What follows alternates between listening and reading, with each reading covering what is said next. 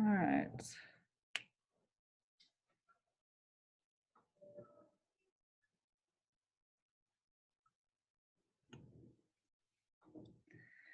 All right, so let's brush up on the stuff that we looked at last time real quick. That was on Thursday, and you guys had a 3-day weekend. Woohoo!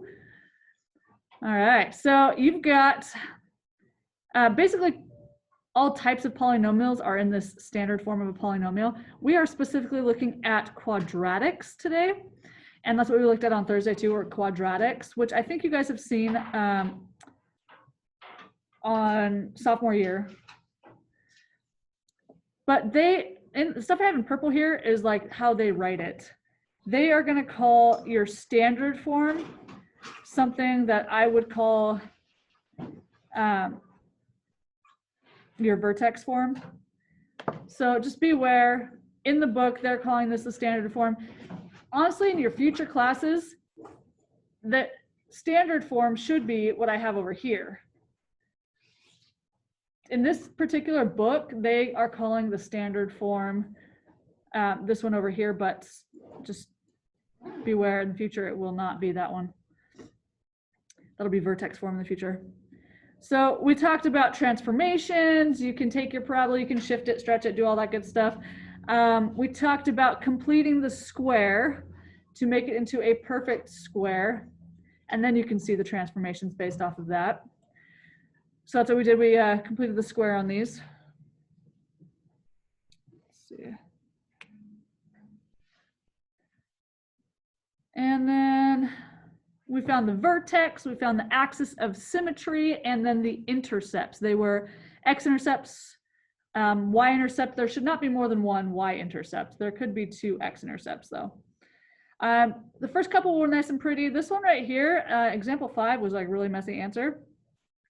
You had to simplify your radical form, or you could do it as a decimal form, depending on your online homework, if they want you to have an exact answer versus a rounded answer. If they want the exact answer, you had to leave it in the simplified radical form.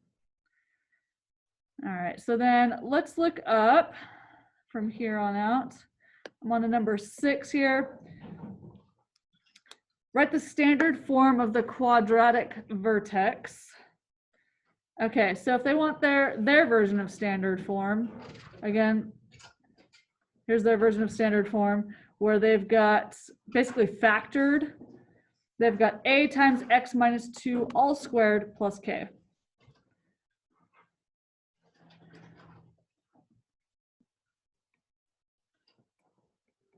Okay, so there's my, well, it's supposed to be factored form, but that's their standard form, or vertex form.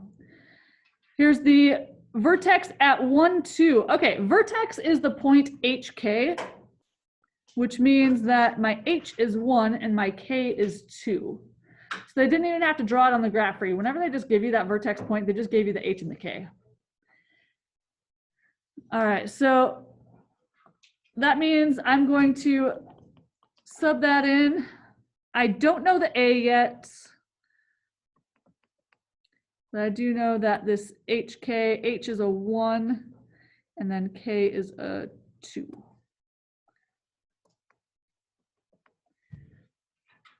All right, so then I'm going to use another xy point, which they gave me this xy point right here. Again, just xy, it's just a generic xy point that it goes through. I'm gonna put those numbers in for the x and the y. So I'm gonna put a 3 in for my x, a -6 in for my y. I don't know the a yet. But the rest of these are numbers. I can solve for the a now. I'm going to start with what's inside the parentheses. So I'm going to do a 3 minus 1 is 2. So a times 2, I mean, I could just write it 2a. It's the same thing. So I will subtract 2 on both sides. -6 minus 2 is a -8. Divide by 2 on both sides.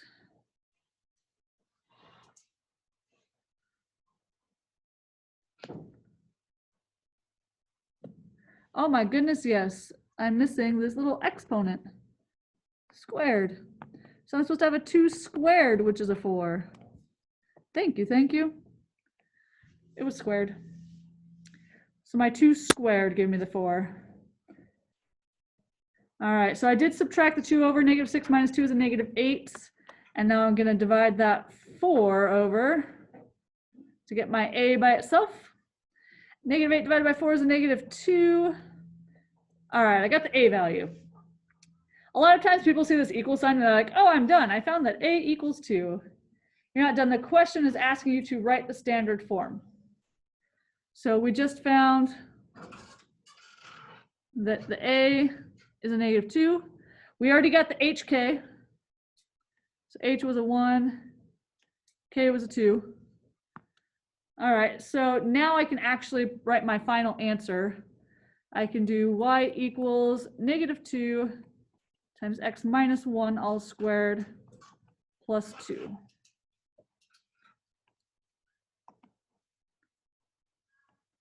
Okay, so there is my, well, their version of standard form.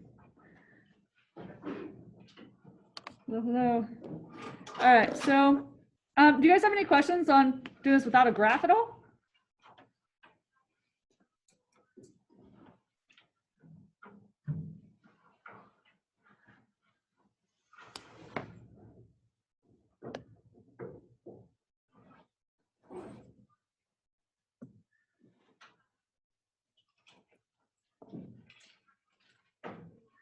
So yeah, Ethan, the distance will change depending on what your transformations are.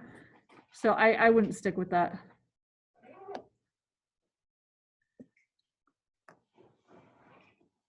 All right, so let's look at number 7 where you write the standard form again.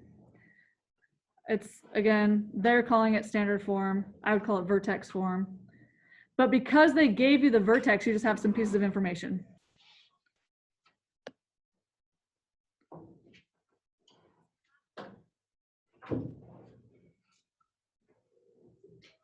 So Dylan, yes, I am trying to sub these numbers into my equation, and I had to find the a.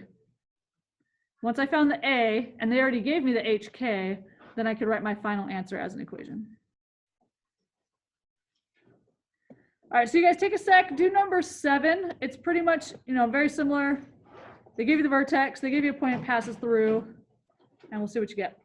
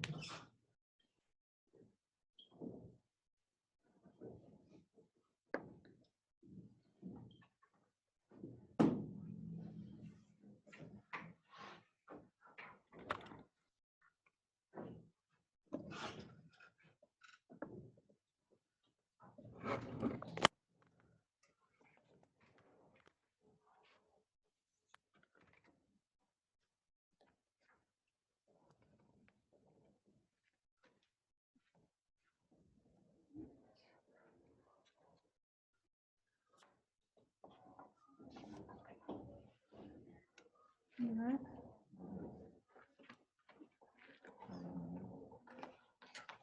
So where is it? Okay.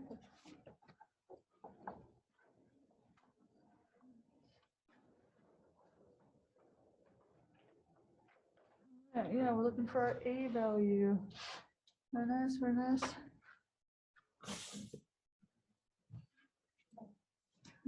Yeah, we had to find the a value. So it looks like you set it up with the hk in there. So you had the 2, 3 vertex was your hk.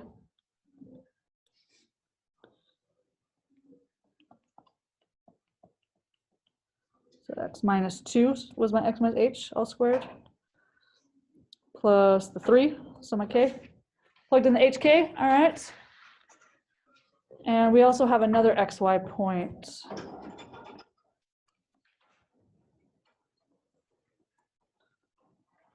All right, so we plugged in our 0.30. Nice, yeah, so this is, your 3 minus 2 was a 1. Looks like you did a 1 squared, right? 1 squared is just 1, so I get a 1a, or just a. Subtract 3 on both sides, I get a -3 equals a. Which, that's not my final answer. My final answer is going to have to be an equation. It says write the standard form of the quadratic function, which should be the vertex form, but we're going to put the a in front of the parentheses, x minus the h, which in our case was 2, all squared, plus the k, which is a 3 in this case. All right, so there is our vertex form. They're calling it standard form, but there's our vertex form. All right. Do you guys have any questions on this before I move on? You guys online? Anybody have any questions? For the vertex form, if we put in 3, 0 for it instead of the 2/3, would that work as well? Oh, we no, actually did both of them, yeah. I was meaning for how you like lay it out, but that's fine. Okay. Yes, I did have to use the vertex for the HK. All right, so then let's look at this one right here. It says sometimes you may want to find the vertex of the parabola without completing the square, which we worked on completing the square last time. So it says we can find the vertex by using this -b/2a for the x value, and then f of -b/2a is our y value. So let's find the vertex of this. I'm going to identify the a, b, and c first of all. It's usually a x squared and then a bx plus c, which means that my a is a 3, my b is a -6, and c is a 4. Okay, so there's my ABC. And so I'm going to then use that in this formula here, just the x value itself. So just the x is this -b/2a. Negative, let's see, b in this case is a -6, like a -6, so a +6, over 2a, which again is a 3, 2 times 3. So I'm going to simplify this down to +6 over 6 is 1. There's my x value in the vertex, 1. All right. The y value should be this f of -b/2a. I know it looks like really complex, but we actually already found the -b/2a. The -b/2a was the 1. So I'm basically doing, in this case, f of 1. Like I'm putting a 1 into this function. So I get 3 times 1 squared minus 6 times 1 plus 4. I put a 1 in for all those x's. And I should come up with a single number here for my y value in this case. It's like a 3 minus 6 plus 4. What's my y value? I'm like, 1? Yeah, you got it. You get your 1. So that's, again, my y value, which means the entire xy point for the vertex is 0.11. Okay, any questions? Yes. Okay. How did we find the x? The x was, so what I circled in purple was the -b/2a. So that's why I identified the a, b, and c at the beginning. So -b, my b was a -6, so I had a -6 over 2a, 2 times my a was a 3. So I used the a, b, and c off of the standard form. I used that for my -b/2a. Could you have used either side of it? Like Either side of what? Like to find the x, would you have used like just the -b/2a or like the f of negative? Oh, so see how they wrote this? See how they have that comma there? Yeah. It's because it's x comma y. Oh, So yeah, the x It's has to be the -b/2a. I didn't realize it was a. Oh yeah, they wrote it as a really complex way of putting a xy point, but that's basically, this is the x, comma, and then the f of all that is your y. Yeah. All right, good question. Anything else? You guys online, how you doing?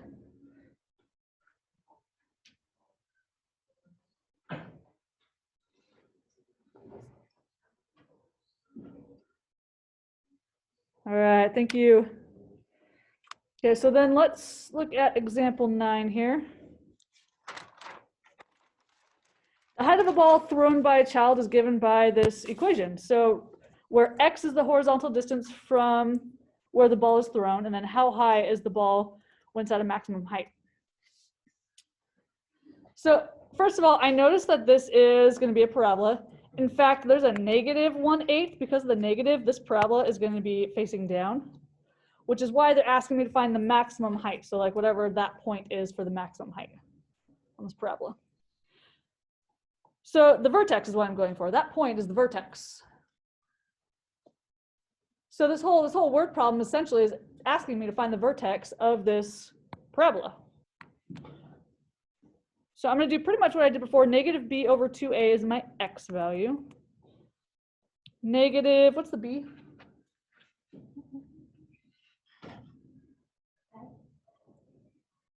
So off of this. Yeah, see how the b was a -6 on this one? Yeah. Because it's multiplied by your plane x. Mm-hmm. So what's the b? What's multiplied by your plane x? Just one. Just a plain 1, yeah. And they didn't even write it. It's just a 1. But yeah, my b is a 1. -1 over 2a. What's the a? The 1/8. Yeah, the -1/8. Okay.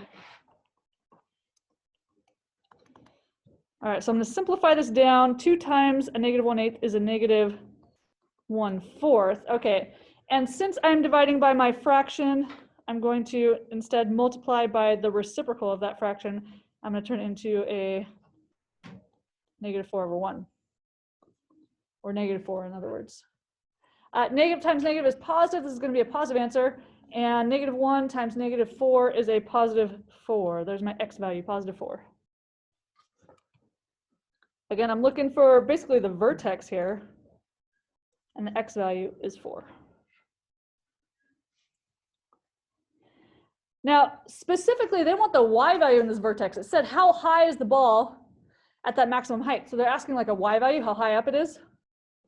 So I got the x value. Let's use the x value to go find the y value. So I've got to take this x, that 4, and I'm going to put it into this equation to get my y. So -1/8 times x squared, so times 4 squared, plus my x, so plus my 4, and then plus 4 again.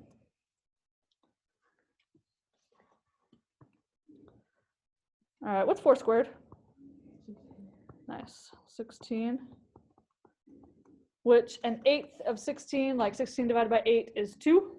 So I've got like a -2 plus 8, which gives us a 6.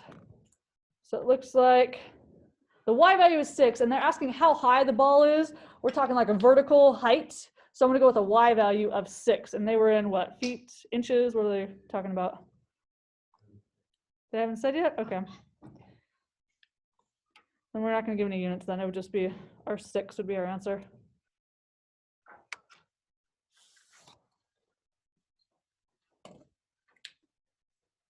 Okay, but the whole idea is this ball being thrown is giving us a parabola facing down. When they ask for the maximum height, they're basically asking for the vertex of this parabola, the y value of the vertex. Okay, questions?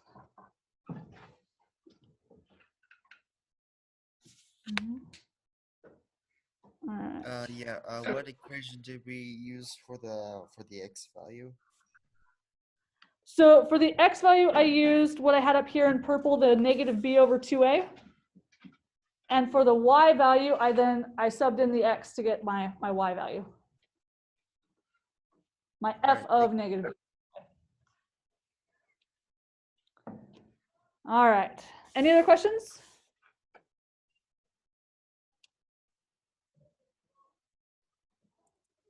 We're good? All right. right, so then let's do this. Ah,